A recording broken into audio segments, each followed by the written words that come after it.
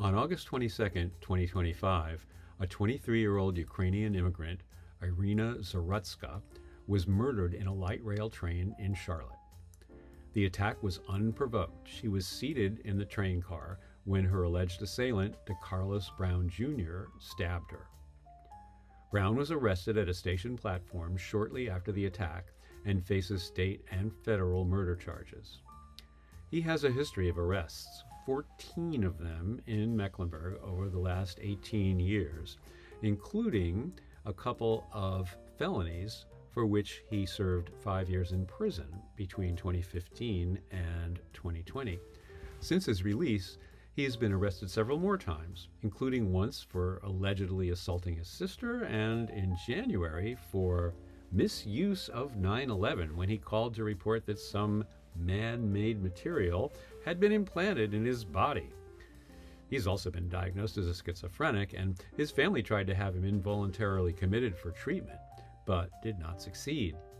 For the January charge, a misdemeanor, a magistrate released Brown without bond upon his promise to appear for his court date. A judge later ordered a competency evaluation, but the evaluation was not completed before the stabbing incident.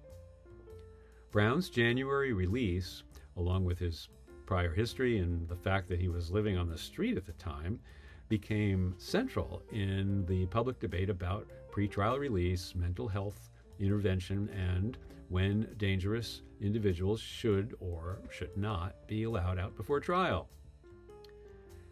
Now, the criminal justice system is clearly in need of reform. In my opinion, the main problem is that the system is overwhelmed with so-called crimes that actually have no victims, such as imbibing illegal substances, prostitution, or driving 27 miles an hour in a town where the speed limit is 25 and they employ a speed trap to raise revenue. The system should be focused on violent crimes and property crimes, things that actually hurt people, either physically or financially, instead of being distracted by dealing with folks who need addiction or mental health treatment and whose problems are more likely to be exacerbated than addressed by throwing them in jail or prison. And then there's the North Carolina General Assembly.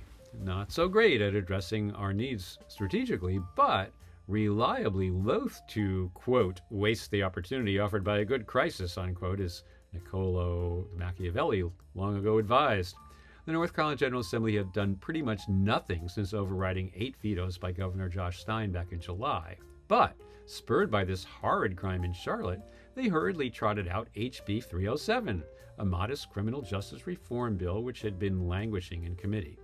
They gussied it up as Iryna's law and passed it in both the House and the Senate. It's now on Governor Stein's desk. He has until this Friday to sign it, veto it, or do neither, in which case it becomes law.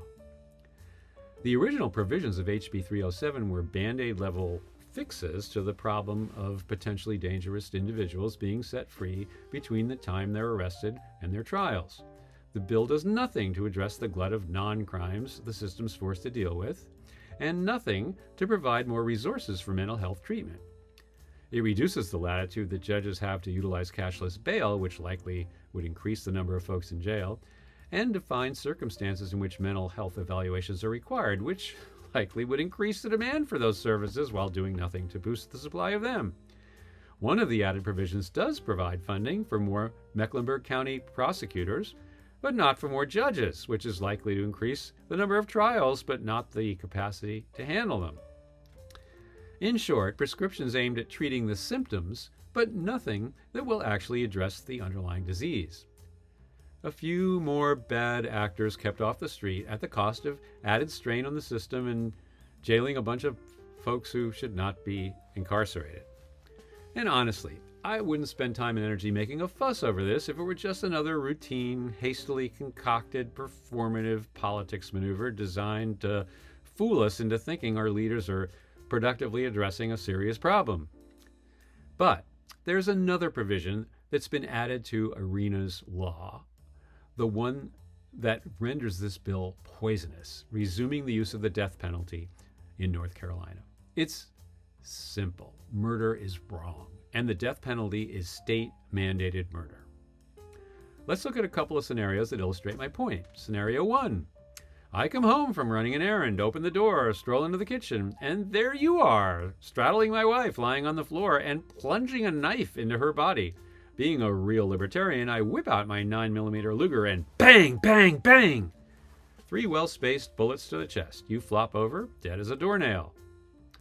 I'm too late to save my wife, who expires even as I pull out my phone to call 911.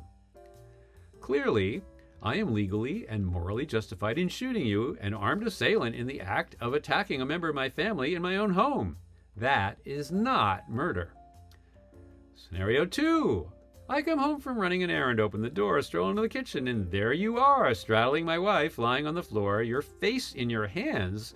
You look up at me and wail, "What have I done?" There's a lot of blood and a knife on the floor. I rush over and knock you off my wife, but I'm too late. She expires even as I pull out my phone to call 911. Distraught, I draw my Luger and consider shooting you, but you're still wailing away, and instead I pull you to your feet and frog march you out the back door, across the yard and into the tool shed, a windowless concrete block structure with a steel door, which I securely lock. I'm torn about what to do with you, but the next day I bring you a midday meal and a pot to piss in, as there's no plumbing in the tool shed. And again the next day, and the day after that.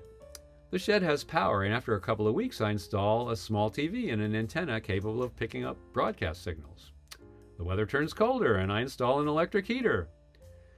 The weeks turn into months, and a year passes. We have a routine. You're allowed an hour of supervised exercise in my fenced-in backyard every day. More time passes. Then, one morning, I open the tool shed door, and instead of breakfast, I'm holding my Luger. Bang, bang, bang! 3 well-spaced bullets to the chest. You flop over, dead as a doornail. Now you pose no threat to me. In fact, you've been totally dependent on me for your continued existence for over a year while I held you captive. I have just committed a cold-blooded, premeditated murder. So here's the thing. If I, taking you captive, rendering you dependent on me for over a year, and then, one day, arbitrarily killing you, if that's murder, then how can it be okay for a group of people to do exactly the same thing? Because that's exactly what we do when we impose a death penalty. I urge Governor Stein to veto this morally reprehensible bill.